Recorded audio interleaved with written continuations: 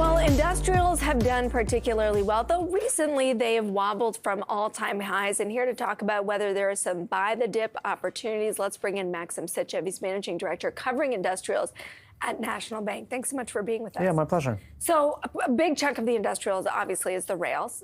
And so they've come under pressure. Is that really what's denting the sector? Are you seeing a little bit of a, a blow-off after, quite a bit of enthusiasm at the start of the year? Yeah, actually, I was just checking the share price returns. I mean, last year was spectacular. It was like up 30% for, my respective coverage. This year, the median is up like 5%. So it's not amazing, but it's like kind of barely keeping up with the market overall. But I would say that the engineering consulting guys still are continuing sort of trend upwards because momentum is just so strong. And then there are some bifurcations around the equipment guys, obviously some of the small cap stuff I cover. So there's a bit more selectivity, I would say, on a year-to-date basis versus what we've seen last year, where everything rallied. Yeah, and then part of that was just infrastructure spending in the U.S., right? And driving listen, that dynamic is not going to change. Because the reality is when you think about what has happened over the last 5 years, let's call it, we had still tariffs implemented in 2017. Right now we have tariffs on syringes, EVs, all that stuff. So what does it mean? That means that manufacturing capacity will have to go and grow dramatically in North America. So we're going to need more of just installed base for absolutely everything. All right. Well, you did bring some buy-the-dip opportunities. ATS is one of them. And in fact, they just reported results and the market liked those results. Very strong, yeah. However, the stock generally has been drifting lower. Do you think that we're at a turning point? I think it's actually, so if you look at it, because they just reported the fiscal 2024, so it's flat year in the upcoming year.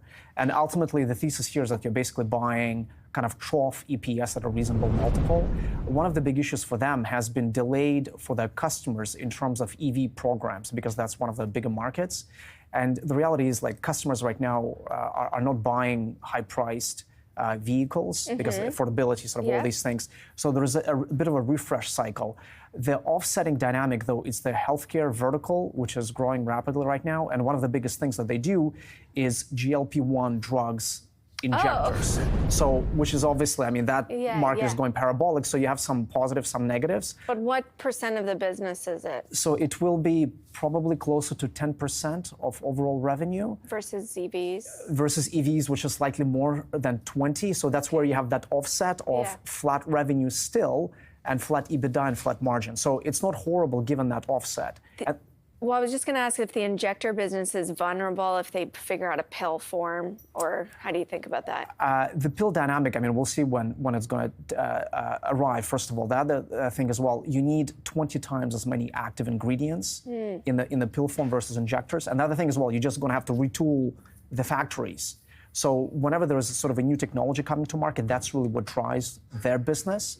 So we do think that right now, market got a little bit overexcited last year around this name, but I think right now that's the time to buy and step into it. And numbers were good. And the numbers were good. Ag growth has been a big disappointment over the last year. Your price target, though, suggests some really big upside. It's $77 on a stock that's below 50. Yeah, and I think, again, the turnaround dynamic is taking hold. Balance sheet right now is in a much better space. But let's talk about that big dip, that fall off a cliff. What happened there? So Q4, very strong number. So that was around, I guess, February timeframe.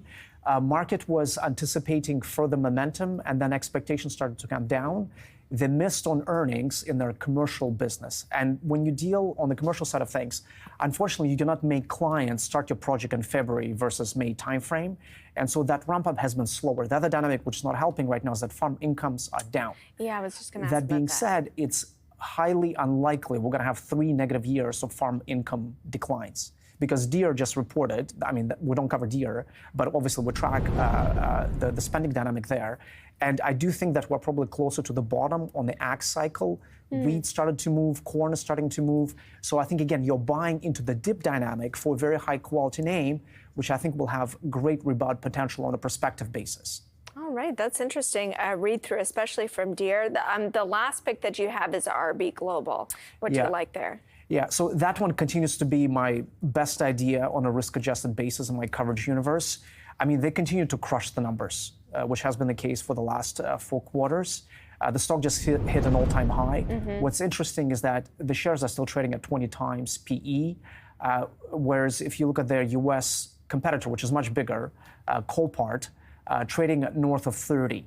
And historically, when we look in terms of how the business behaves from a counter-cyclical perspective on the equipment side of things, I mean, they're shooting the lights out. So is it, I mean, remember there was a big dust up about should they buy into autos? Yeah. And would that negate the counter-cyclicality? Was this just a validation of the strategy that, it's working?